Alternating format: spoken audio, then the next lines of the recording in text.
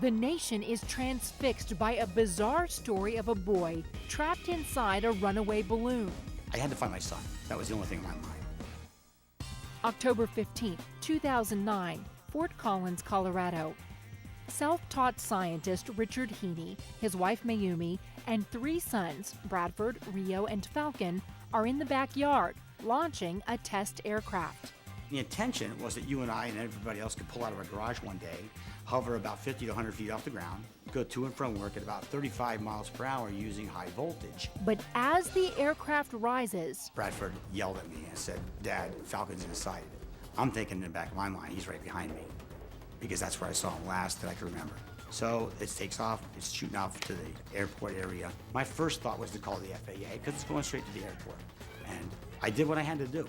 Richard calls the FAA, 911, and a local TV station because he says they have a helicopter that can follow the craft in flight. Hello? Yes, is this Richard? Yes, it is. Okay, how long has the 6-year-old been missing? Just a few minutes. Was the flying saucer in the backyard? Yes. But could a little boy really be inside this balloon-like object more than 1,000 feet off the ground? This thing takes off. Your son tells you Falcon's inside. Are you really going to stop and try and find reasons why maybe he's not in? Looked a lot like a spaceship. Within a few short minutes, the story sparks a media storm, and the balloon boy goes global. I had no clue that there was even media outside. Mayumi and I were completely dumbfounded, just baffled why this thing got attention and why people were in our front yards, and we just simply wanted it to go away. The country watches live, wanting to know the fate of the boy supposedly inside the runaway aircraft. After more than an hour in flight and covering 50 miles across 3 counties, it crashes softly to the ground. The sheriff's department rushes to the saucer but finds no one inside. Rescue crews continue searching for the missing boy, but shortly after the balloon lands, as police hold a news conference, word comes in that the Heaney boy has been found. He's been located, he's alive, he's at the house. I just didn't want to come out really soon, or else he'll yell at me and I'd probably get in trouble.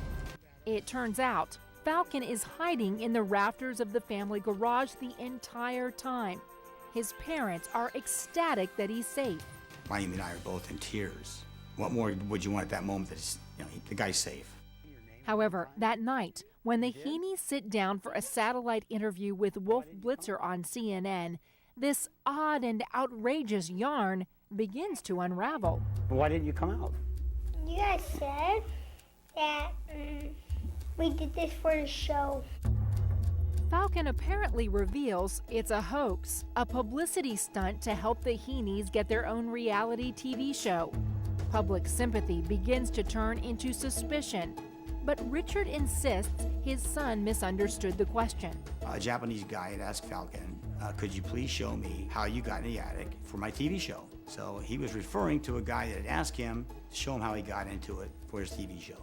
The following morning, the tide of public sentiment continues to turn on the Heaneys, with Falcon's nauseated Today Show appearance. That's what he was referring to. After the fact, we have since learned, as many of you have, that these people are actors. Could you just say once and for all, was this some sort of publicity stunt? Was this a hoax? And will you talk to the police today? Absolutely no hoax. I think it's horrible. I think that we live in a very negative society. They said, look, they need a bad guy of the week, and you're it. 2 days later, charges are filed against the Heaneys. The misdemeanor is false reporting to authority. The other charges are felonies. On November 13, 2009, Richard pleads guilty to a felony charge of trying to influence a public servant. His wife Mayumi pleads guilty to filing a false report. Richard serves 90 days in jail, Mayumi 20. They are also ordered to pay $36,000 in restitution. Despite pleading guilty, Richard stands by his claim.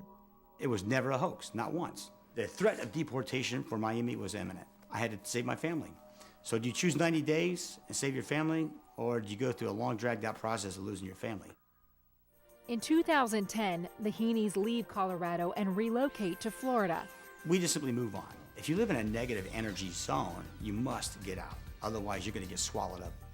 caught on camera, visits the Heenies 3 years after the Balloon Boy incident.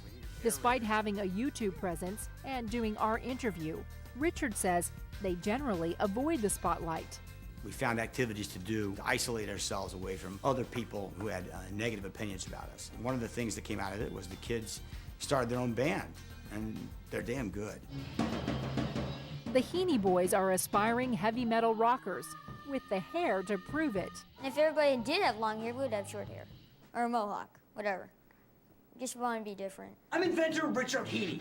And Richard continues to chase dreams, inventing contraptions. I'm the inventor of the Heenie Duty truck transformer. Like a pickup truck robot that loads and unloads heavy equipment in minutes.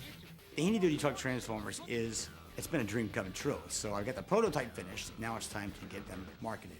He's also trying to reinvent himself. No matter how bad things get in your life, just remember, there's always something positive that's on the other side of the pendulum. Because no matter how far that negative pendulum swings, it's always going to go to the positive, every time.